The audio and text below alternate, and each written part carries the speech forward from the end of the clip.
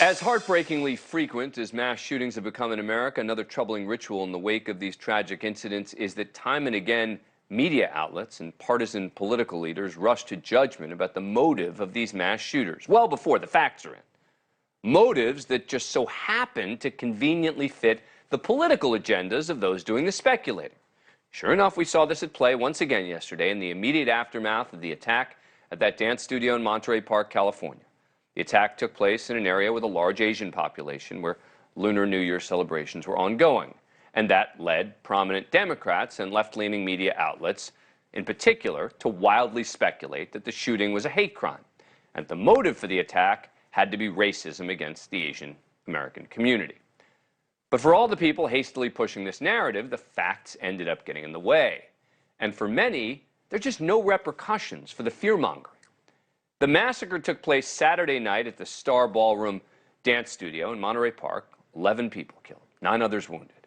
After carrying out his initial attack, police say the gunman went to a second dance studio about 20 minutes south, where he was stopped from carrying out a second shooting by a brave man who confronted the suspect.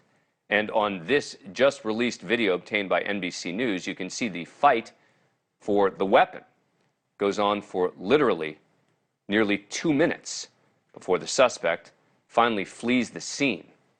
He remained at large for about the next 12 hours. And so throughout Sunday morning, prominent Democrats and left-leaning media ran wild with the notion that this must have been an anti-Asian hate crime. Senator Chuck Schumer tweeted, quote, "We must stand up to bigotry and hate wherever they rear their ugly heads." Congressman Adam Schiff calling the shooting, quote, "a horrific example of needless gun violence with bigotry towards AAPI individuals as a possible motive."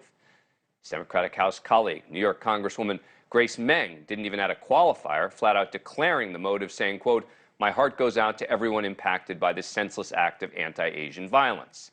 And many in the left-leaning media following the lead.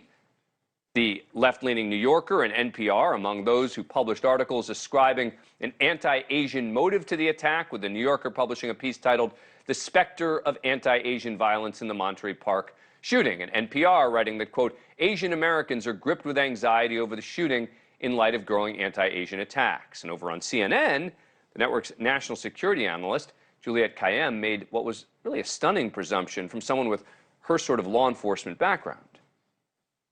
I'm going to begin because I live in the real world, that this is a hate crime motivated attack. If there's evidence to suggest otherwise, then you turn on that. But you are definitely going to start with that concern.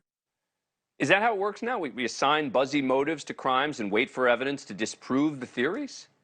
Then just a few hours later, the suspect was identified as 72-year-old Hu Can Tran, an Asian man. After an hours-long manhunt for the suspect, Tran was surrounded by SWAT teams inside a van in Torrance, California, roughly 30 miles away from the shooting. Authorities said officers heard a gunshot. As they approached the van, they discovered the suspect had fatally shot himself. Now, we still don't know the motive for the crime. And with the suspect dead, we may never know, but neither did any of the politicians or those in the media who were immediately speculating and feeding fears that fit into narratives. Look, I get it. I get being concerned, for example, if a black church or a synagogue gets shot up. We all fear the worst. But this is also a dangerously irresponsible use of their platforms. And yet with few people calling them out, what's the motivation for them not to do it again? Frankly, the incentive is just the opposite. Stoke the fear, create outrage, get shares on social media, and build your following. Joining us now is Frank Sesno, former CNN Washington bureau chief and the director of strategic initiatives at George Washington University School of Media and Public Affairs. Frank, thanks for coming back on the program. Appreciate it. All right, so am I overstating this, do you think, being unfair? You may be overstating it just a little, but not that much. I think that you're quite right, and we need to really tell people, especially when a terrible thing like this happens, hang on, don't get out in front of law enforcement unless you've got some real reason and ability to do so. The speculation, the leap is not so apparent in all of those tweets that you read. I mean, Schiff said, as you pointed out, as a possible motive. But even speculating, but who, according to who? Isn't really necessary right off the bat. Right, but a possible motive. Let law enforcement do their job. Let law enforcement do their job. Let's get a little information. There's time to point fingers and come up with the motive when we know a little bit more. That's the problem with this 24/7 world where everybody wants shares, as you say. Right, but that's the point, is they're trying to stoke outrage. That's my concern. It's not that when people get it wrong, right? If you get it wrong, okay, if you had evidence, there was no evidence to back it up. Thank you for watching. Go to newsnationnow.com to find NewsNation on your cable provider. And don't forget to click the red subscribe button below to get more of NewsNation's fact-driven, unbiased coverage.